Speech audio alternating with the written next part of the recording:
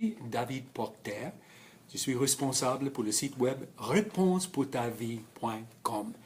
Et ce jour, je me suis dit, j'aimerais bien partager avec vous certaines choses de Dieu qui peuvent même changer votre vie si vous le désirez.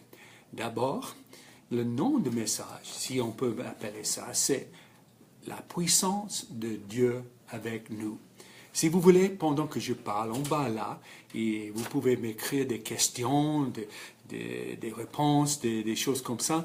Et puis après, parce que moi je suis pas trop intelligent, je peux pas parler et écrire en même temps. Mais si vous m'écrivez votre réponse et votre question après l'émission, j'aimerais bien parler avec vous. Je vais vous envoyer une réponse, ok? Aussi. À la fin, vous aurez aussi une occasion de répondre à ce que je dis.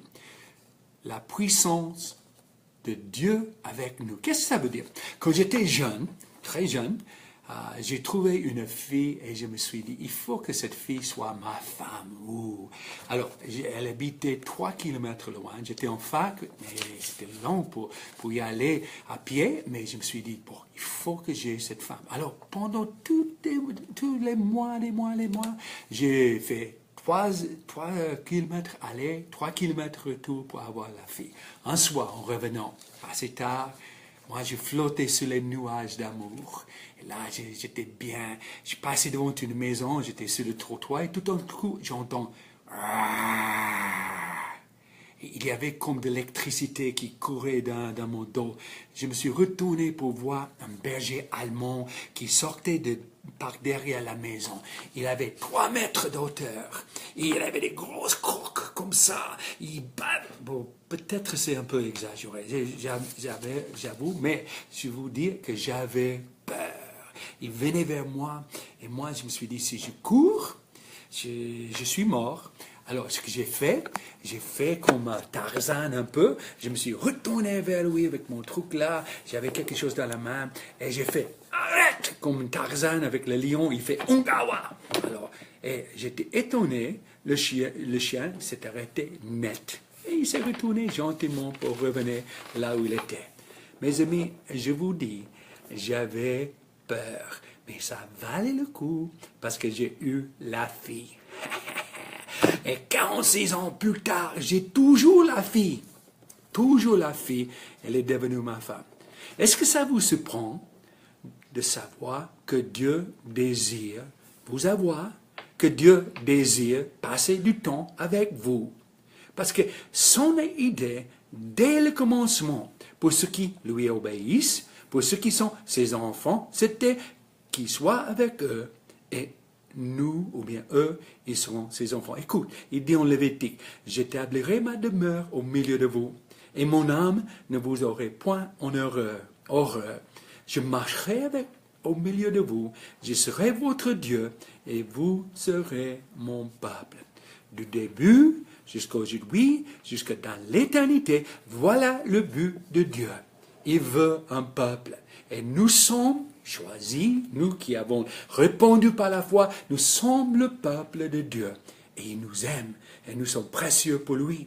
Le problème pour Israël, parce qu'ils ont reçu ce problème, mais ils étaient désobéissants. Et au lieu de se réjouir de la présence de Dieu, au lieu de vraiment profiter de cela, ils se sont égarés dans l'idolâtrie, dans le péché, et ils ont tourné le dos vers Dieu. Et ils ont perdu cette puissance, cette présence, cette intimité que Dieu offre à ceux qui l'aiment. Mais Dieu, il nous aime tellement que même quand nous sommes désobéissants, même quand nous sommes pécheurs, il veut que nous revenons. Et Jérémie, plus tard, il voyait ce peuple, juste avant qu'il aille en captivité. Il savait que, à cause de leur péché, ils allaient être pris en captivité, emmenés loin de leur pays. Mais Dieu avait déjà prévu pour son peuple, parce qu'il n'avait jamais abandonné cette idée, j'aurai un peuple à moi, ils seront mon peuple. Et Jérémie, il dit en parlant de ce peuple, en voyant plus loin de la captivité, en voyant quand ils reviennent, il dit, ils seront mon peuple, et je serai leur Dieu. Je leur donnerai un même cœur et une même voix, afin qu'ils me craignent toujours, pour le bonheur et celui de leurs enfants après eux. Oh là là, je veux que mes enfants connaissent aussi le Seigneur pour être dans le bonheur et mes petits-enfants. Je traiterai avec eux une alliance éternelle. Je ne me détournerai plus d'eux. Je leur ferai de bien et je mettrai ma crainte dans leur cœur afin qu'ils ne s'éloignent pas de moi. Je prendrai plaisir à leur faire de bien et je les planterai véritablement dans ce pays, de tout mon cœur et de toute mon âme. Et voilà le but de Dieu. Il veut un peuple. Voilà le but de Dieu pour votre vie. Parce qu'il veut demeurer avec vous. Il veut demeurer avec nous. Est-ce que vous sentez loin de Dieu aujourd'hui? Est-ce que vous dites, mais il y a quelque chose, je n'ai pas mis la confiance en Dieu. J'ai une religion, je suis protestant, je suis catholique, je suis évangélique, je suis témoin, je suis ceci, cela. Mais je n'ai pas vraiment ce sentiment, je n'ai pas vraiment cette relation avec Dieu. Dieu veut demeurer dans ta vie. Dieu veut que tu sois son enfant.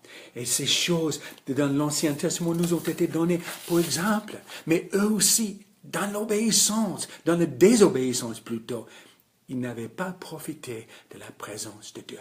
Jusqu'au moment où Dieu a envoyé son Fils Jésus, celui qui n'avait jamais péché, pour vraiment donner sa vie en prix, dans la place de notre vie, pour que nous puissions être sauvés, pour que nous puissions être pardonnés, mais en plus, pour que nous puissions entrer en relation avec Dieu le Père, et pour que Dieu le Père, par son Esprit, et son Fils Jésus, par son Esprit, peut demeurer en nous, demeurer dans le peuple de Dieu, l'Église. Dieu veut demeurer dans son peuple. Il dit, quel rapport y a-t-il entre le temple de Dieu et les idoles?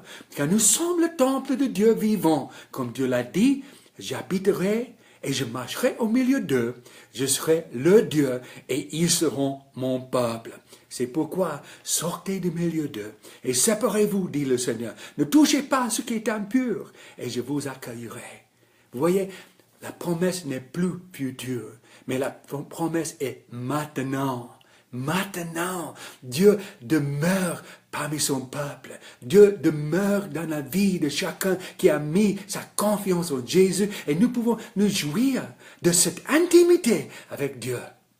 Quand j'étais plus jeune, enfin, je suis américain d'origine, j'ai travaillé des années au Luxembourg et puis en France, mais quand j'étais jeune, il y avait une vieille version de la Bible anglaise, le roi Jacques.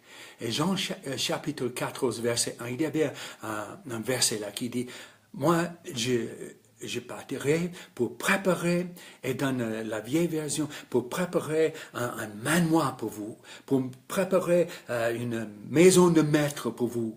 Et moi, je dis, oh là là, je vais avoir un château au ciel, une maison de maître, un manoir. Et puis un jour, on me dit, vous savez, ça ne veut pas dire un manoir. Ça veut dire seulement Dieu prépare, Jésus prépare un demeure pour nous.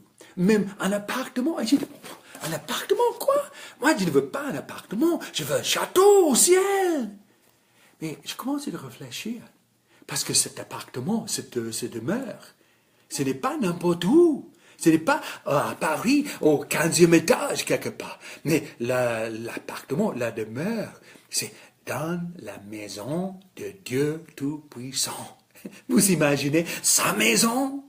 Est-ce que vous aimeriez bien avoir une demeure, un appartement dans la Maison Blanche?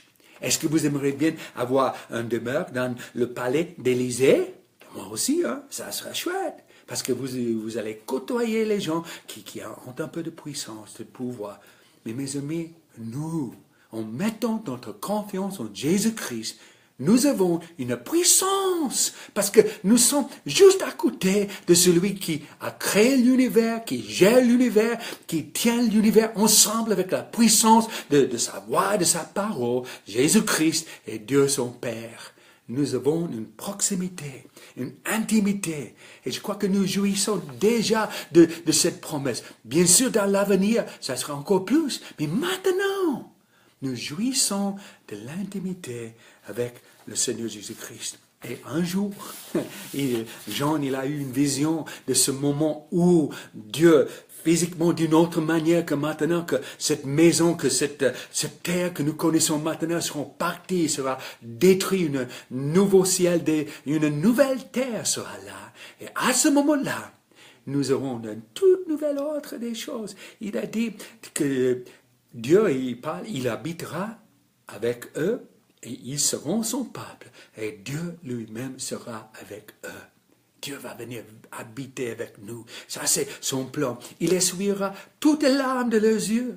Et la mort ne sera plus. Oh là là, quel jour. Et il n'y aura plus ni deuil, ni cri, ni douleur, car les premières choses ont disparu. Et celui qui est assis sur le trône, Dieu, dit, voici, je fais toutes choses nouvelles. Et il dit et crie, car ces paroles sont certaines et véritables. Il me dit, c'est fait, je suis l'alpha et l'oméga, le commencement et la fin. Celui qui a soif, je donnerai de la source de l'eau de la vie gratuitement. Celui qui vaincra héritera ces choses. Je serai son Dieu et il sera mon fils. C'est le plan de Dieu pour toute personne qui s'approche de lui par la foi. Et quelles sont les ramifications de ça dans notre vie, dans ta vie, dans ma vie? La présence de Dieu dans notre vie. Il n'y a rien de plus précieux que la présence de Dieu dans notre vie. On est tout près. Il écoute notre voix, il écoute notre cri, et nous pouvons écouter sa voix. Nous avons une puissance sur le péché pour le vaincre. Oui, nous tombons des fois, mais il nous donne une puissance parce qu'il est là, il est en nous, et il nous donne la force pour vaincre cela. Il nous aide dans nos moments de besoin. Quand nous crions, il est tout près. Il nous donne son esprit, son onction, pour que nous puissions servir et servir notre frère, notre sœur, et ceux qui sont autour de nous. La présence de Dieu, ça change tout. Ça change tout. Je vous ai dit au début qu'il y avait 46 ans de cela, je voulais une fille et j'ai eu la fille. Et mes amis, je vais vous dire quelque chose. Ça a changé ma vie. Ça a changé ma vie. Maintenant, 46 ans plus tard, il y avait 3 enfants. Il y a maintenant 9 petits-enfants. Et je vous dis, ce sont des 9 petits-enfants les plus beaux, les plus belles, les plus intelligents de tout le monde entier. Ils me font beaucoup penser à leur grand-père. Mais, vous savez, il y avait des fruits de cette relation. Et quand vous mettez votre confiance en Jésus-Christ, il y a un fruit de cette relation. Vous pouvez gagner des autres pour qu'eux aussi ils connaissent le Seigneur et ils aillent en éternité. Mettez votre confiance en Jésus. Si vous êtes chrétien, aujourd'hui, réalisez qu'en vous-même, il y a vraiment cette chose précieuse, la plus précieuse de toutes les choses dans tout l'univers. C'est la présence de Dieu dans votre vie. Et il vous donne la puissance de vivre pour lui, pour aider les autres, pour le servir. Et si vous ne connaissez pas Jésus-Christ, si vous n'avez pas cette présence de Dieu dans votre vie, je vous invite de prier avec moi. Il dit il faut faire 2 choses. D'abord, il faut confesser vos péchés à Dieu. Il faut lui demander pardon et tourner de vos péchés. Il dit, aujourd'hui, Seigneur, je fais un changement de vie. Moi, je vais te servir à partir de ce moment. Et je vais te servir toute ma vie. Puis, mets ta confiance en Jésus. Jésus est mort pour tes péchés à la croix de Calvaire. Il est ressuscité le 3e jour par la puissance de son Père, Dieu, et il vit éternellement, et il sauve éternellement tout ce qui vient à lui par la foi. Et ça, c'est vous. Il a dit, quiconque fait appel au nom du Seigneur Jésus-Christ sera sauvé. Et vous pouvez être sauvé aujourd'hui. Priez avec moi. Seigneur Jésus, merci pour ce que tu as fait à la croix de Calvaire. Merci pour ta présence dans notre vie. Merci que tu nous changes, que tu nous donnes une nouvelle vie. Et maintenant, dans le nom de Jésus-Christ, cette personne qui est en train de prier, qui m'écoute en ce moment, elle prie, c'est que tu changes sa vie, tu pardonnes le péché. Et Seigneur, tu leur donnes une nouvelle vie à partir de maintenant jusque dans l'éternité. Et ce chrétien qui a oublié que la présence de Dieu est en lui, remplis-le de ton esprit en ce moment même. Et nous le prions au nom de Jésus-Christ. Nous aimerions bien vous donner un cadeau. Et ce cadeau, c'est des cours bibliques gratuitement, 24 jours pour dynamiser votre mariage, ou bien vaincre la dépression, ou bien se connecter avec Dieu, ou bien réussir la vie. Vous pouvez les avoir gratuitement en allant en ligne sur le site www.réponsepourtavie.com. Réponse est pluriel. Réponsepourtavie.com, et puis vous cliquez en bas et ça va vous emmener à une page où vous pouvez vous inscrire gratuitement au cours biblique. Merci pour avoir eu patience avec moi et j'espère qu'on va répéter l'expérience dans le prochain avenir. Que le Seigneur vous bénisse richement.